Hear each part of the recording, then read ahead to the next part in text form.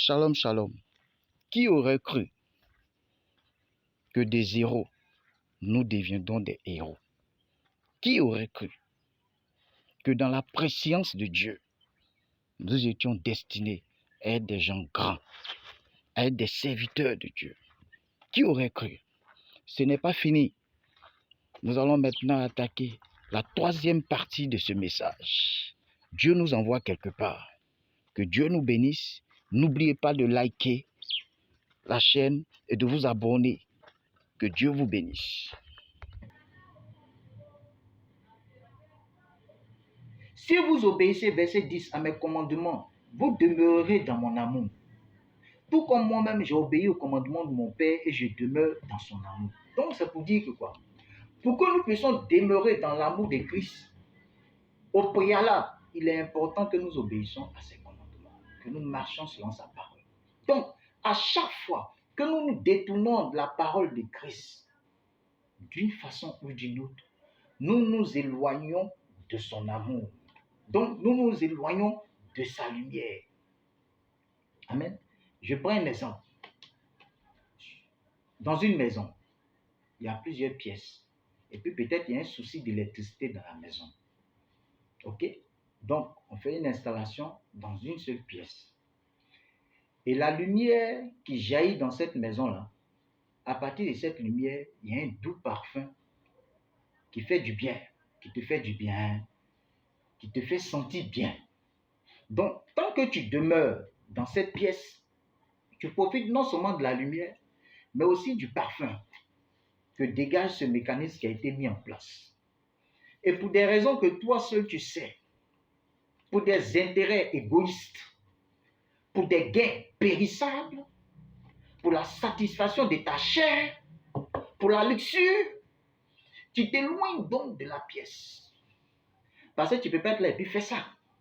Donc tu décides délibérément, parce que tu as ton libre arbitre, tu décides de t'éloigner de la pièce. Tant bien même que tu es enfant de Dieu, tant bien même que tu as rencontré Christ, tant bien même que tu l'as confessé comme Seigneur et Sauveur personnel. Et tu t'éloignes de la pièce. Mais plus tu t'éloignes de la pièce, plus tu vois que tu entres dans une zone obscure. La lumière, tu ne la ressens plus véritablement. Ce n'est pas que c'est éteinte. Ce n'est pas que la lumière est en train de s'éloigner. Non, c'est plutôt toi, tu pars d'un point A vers un point indéterminé. Et donc, le parfum que dégageait le mécanisme, ce parfum doux qui faisait du bien à ton âme, tu commences à ne plus le sentir. Tu commences à sentir des odeurs nauséabondes. Tu es toujours dans la maison. Je sais que je parle à quelqu'un. Tu es toujours dans la maison, mais tu ne profites plus de certains avantages parce que tu as décidé de t'éloigner de la lumière. Amen. Porter du fruit. Mais à quel moment il a porté son choix sur nous? C'est au moment où nous avons entendu parler de l'évangile. C'est au moment où nous sommes arrivés à l'église. Parce que beaucoup sont dans nos communautés et se posent la question de savoir, je suis à l'église, mais je ne sais pas ce que Dieu attend de moi. Moi-même, je suis à l'église, mais je ne sais pas si c'est le plan de Dieu que je sois à l'église. Je suis à l'église, mais je ne sais même pas à quel moment j'ai rencontré le Seigneur. Il dit, ce n'est pas vous qui m'avez choisi, c'est moi qui vous ai choisi. Nous allons voir ensemble à quel moment est-ce que Jésus nous a choisis. Allons dans Jérémie, chapitre 1, verset 5.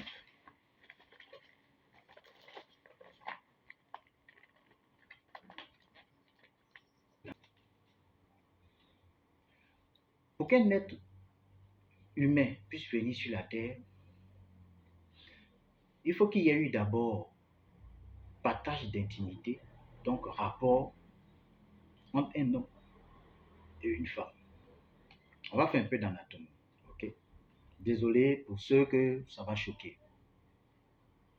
Lorsque l'homme va avec la femme pendant sa période de fécondité, l'homme émet ce que vous savez, sa sémence dans le sein de la femme. Amen.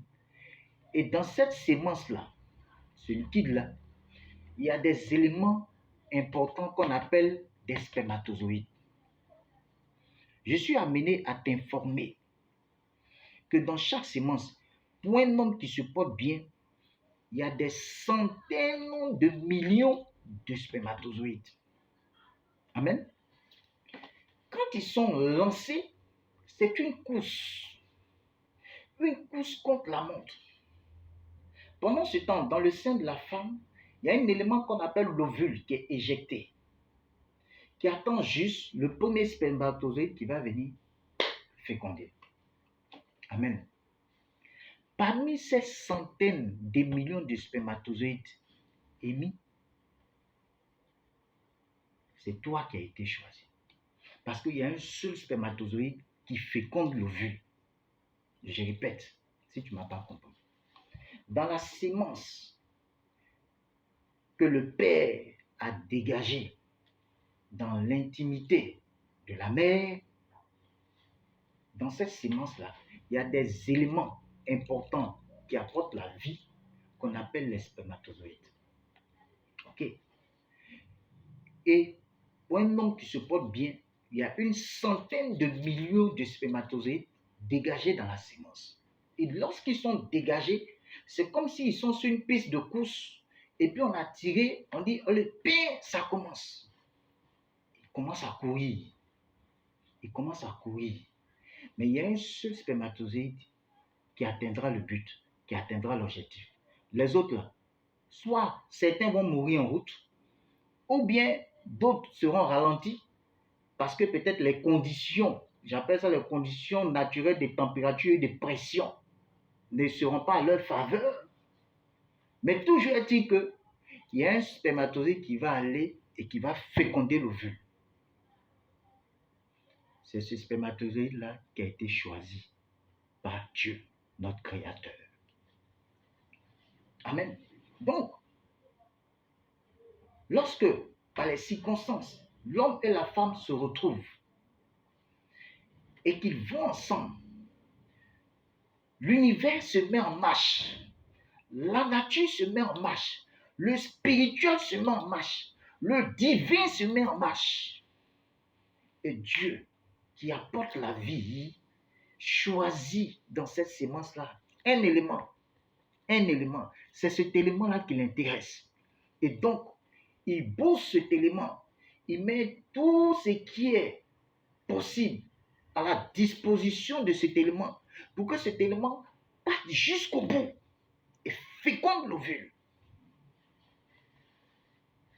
Donc, si tu penses que ta naissance là, c'est un hasard, je m'inscris en faux. Si tu penses que toi, tu es venu pour accompagner les autres sur la terre, je suis désolé, bien-aimé, c'est que tu n'as rien compris à ton existence. Si tu penses que tu es juste venu sur la terre pour seconder les autres, bien-aimé, c'est que tu n'as rien compris à ton existence. Tu es venu pour marquer ton temps. Tu es venu pour marquer ta saison. Tu es venu pour être un élite dans ta génération. Tu es venu pour que Dieu puisse compter sur toi. Tu es venu parce que Dieu a une mission pour toi. Tu n'es pas venu errer. Alors, si tu ne sais pas la raison pour laquelle tu es sur la terre des hommes, va voir le Père et pose-lui la question. Chacun de nous a sa feuille de route. Amen.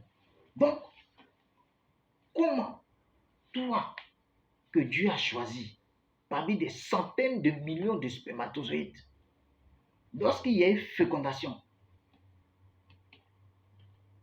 et que le fœtus a commencé à croître, à partir des chromosomes qui ont été libérés venant de l'homme et de la femme, tu pourrais sortir femme. Ça, c'est quand c'est seulement des chromosomes X. Tu pourrais sortir homme. Lorsque le Père, heureusement, a libéré le chromosome Y.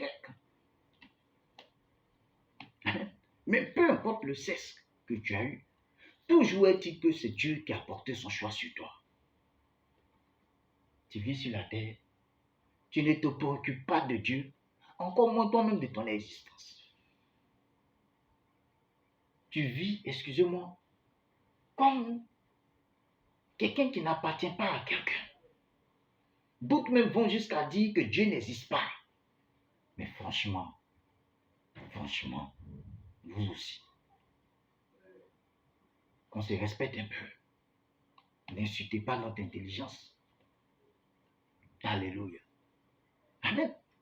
Donc même si tu as rencontré Jésus à l'âge de 15 ans, à l'âge de 20 ans, à l'âge de 30 ans, à l'âge de 40 ans, sache que son choix là s'est porté sur toi. Avant même que tu sois un fœtus dans le ventre de ta mère. Le choix là, ça s'est porté sur toi. Quand il fallait faire un choix parmi les spermatozoïdes qui ont été mis dans la sémence, c'est là que Dieu a porté son choix. Ton père ne voyait pas, ta mère ne voyait pas. En ce moment-là, c'est là que Dieu a opéré son miracle. Il a dit, celui-là, je le veux. Celui-là, j'ai besoin de lui. Celui-là, je l'envoie sur terre. Je sais qu'avec lui, les choses seront déterminantes. Mais toi, tu veux le faire mentir. Tu vas de problème en problème. De médiocrité en médiocrité. De souci en souci. Hein? Tu es d'une dépendance pas possible. Alors que Dieu a porté son choix sur toi. Il dit, je t'ai choisi. Ce n'est pas toi qui m'as choisi. Parce que tu n'étais même pas encore formé. Quand moi j'étais choisi, tu n'étais même pas formé dans le ventre de ta mère. C'est le spermatozoïde que j'ai choisi. Parce que mon Dieu, j'arrivais à voir, dans cette sémence qui a été émise là, j'arrivais à voir tous les centaines de millions de spermatozoïdes qui étaient là. Et puis j'ai porté mon choix sur un. C'est toi. Donc tu as de la valeur à mes yeux.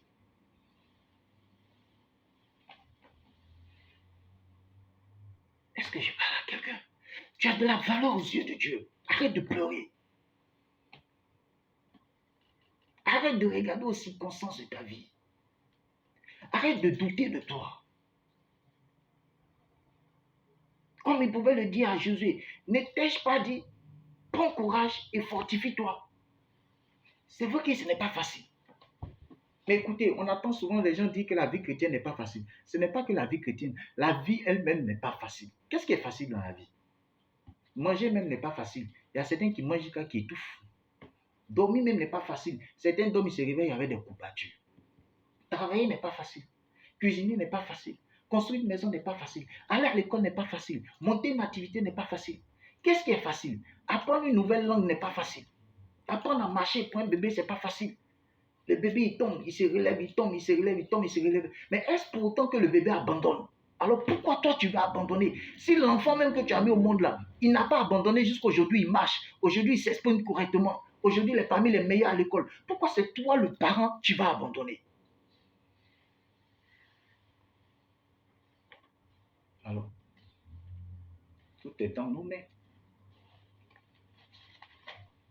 Tout est dans nos mains. Alléluia. Nous devons nous battre. Nous devons nous battre. Amen. Comme il a dit dans Deutéronome chapitre 30, verset 15, il met au devant de toi la vie et le bonheur, la mort et le malheur. Mais si tu veux vivre, tu vas faire le bon choix. Si tu veux aussi mourir, tu vas faire le bon choix. Mais ça sera le bon choix pour toi parce que c'est ton choix. Tu as ton libre arbitre. N'accuse pas les autres. Dieu a tout mis à ta disposition.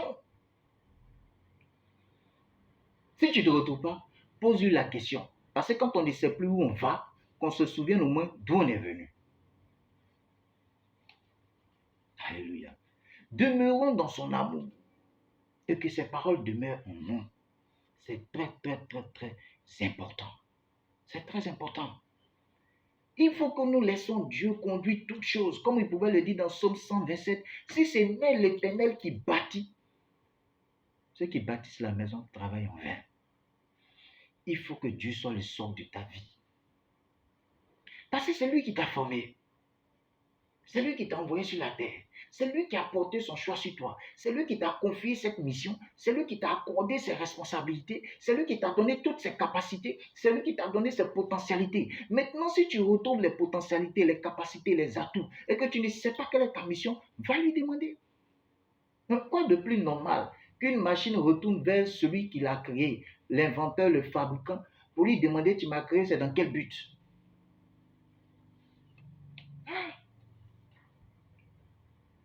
Mais au lieu de ça, d'aucuns s'égarent en allant vers ceux-là qui ne sont pas créateurs, mais vers d'autres créatures. Mais franchement, c'est pitiant. Bien-aimé, je veux t'exhorter en ce début d'année. Le seul service que tu peux rendre à l'humanité, c'est que ton année 2023 ne soit pas comme 2022. Action, réaction. Fais donc attention aux actions que tu poses. Parce que dans la ville, on n'a pas vu quelqu'un s'aimer piment et puis aller récolter tomates. On n'a pas vu quelqu'un s'aimer aubergine et puis aller récolter cacao. Tu moissonneras ce que tu as sémé, comme la Bible dit. Fais attention à tes actions parce qu'il y aura des réactions. Ne sois pas étonné qu'en crachant en l'air, que la même salive revienne tomber sur ta tête. Face à une situation, vous avez une décision à prendre, un choix à prendre. L'Esprit de Dieu qui habite en vous ramènera dans votre conscience la parole que vous avez méditée. Il y a un passage dans la Bible qui va sortir dans votre conscience. Et vous allez vous référer à ce passage-là pour faire le bon choix. Ça va vous aider dans votre discernement. Et vous allez apprendre, lorsque vous appliquez toutes ces paroles-là à votre vie, vous allez apprendre à ne plus vivre et à ne plus marcher pour vos propres intérêts égoïstes, mais à marcher pour les intérêts de Dieu. Et quand vous allez prendre cette habitude de marcher pour les intérêts de Dieu, comme il pouvait le dire dans le passage de Matthieu 6, 33, qui dit « Cherchez premièrement le royaume et la justice de Dieu, alors toutes choses vous seront données par-dessus. » Vous allez mettre les intérêts de Dieu devant. Vous allez mettre vos intérêts derrière. Alors vous verrez que Dieu prendra soin de vous. Gloire soit rendue à son nom. Alléluia. Amen. Il est important de porter de nombreux fruits. C'est alors que Dieu sera glorifié. C'est pour cette raison que quand Dieu vous bénit, n'hésitez pas de témoigner. Quand Dieu fait quelque chose pour vous, témoignez. Dans le témoignage, là, il y a sa gloire. Mais quand vous ne témoignez pas, ça veut dire que vous ne reconnaissez pas dans votre intérieur que c'est Dieu qui a fait. Donc, vous voulez voler la gloire de Dieu. Parce que si tu ne veux pas voler la gloire de Dieu, pourquoi tu ne témoignes pas? Ton enfant est malade. Tu as envoyé l'enfant à la clinique. Par la grâce de Dieu, l'enfant s'est rétabli. Après quelques jours d'hospitalisation, l'enfant est rentré à la maison. Pourquoi tu ne témoignes pas? Parce que tu penses que c'est ton argent et ta capacité, tes relations qui ont fait que l'enfant est sorti. Mais non, je suis désolé. Il y a des gens qui ont plus de moyens financiers que toi, mais qui sont restés dans les cliniques. De la clinique, ils sont allés à la mort. Donc, il faut que tu rendes gloire à Dieu. Tu t'es levé le matin, tu as démarré ta voiture, tu es allé au boulot, tu es rentré le soir, tu as pu retrouver ta famille. Pourquoi tu ne témoignes pas? Tu ne témoignes pas parce que pour toi c'est évident, parce que c'est normal. Tu as démarré ta voiture, tu as fait attention sur la route, il n'y a pas eu d'accident ni d'accrochage et tu es rentré à la maison. Mais je m'inscris en faux parce qu'il y a des gens qui sont encore plus prudents au volant que toi, mais qui malheureusement se retrouvent dans les filets du diable, dans les griffes de la mort, qui se retrouvent dans des tonneaux, corps déchiquetés, voiture irrécupérable. C'est Dieu qui te garde. C'est lui qui te garde. Il faut que tu témoignes. Même si tu penses que ton enfant est intelligent, et après les tests et examens, ou les compositions, tu vois qu'il est parmi les meilleurs, ou le meilleur de la classe, tu dois témoigner. Parce que c'est Dieu qui donne l'intelligence. Ce n'est pas parce que tu lui donnes du miel chaque soir qu'il est intelligent. Non. C'est Dieu qui lui donne cette intelligence. Rappelle-toi du passage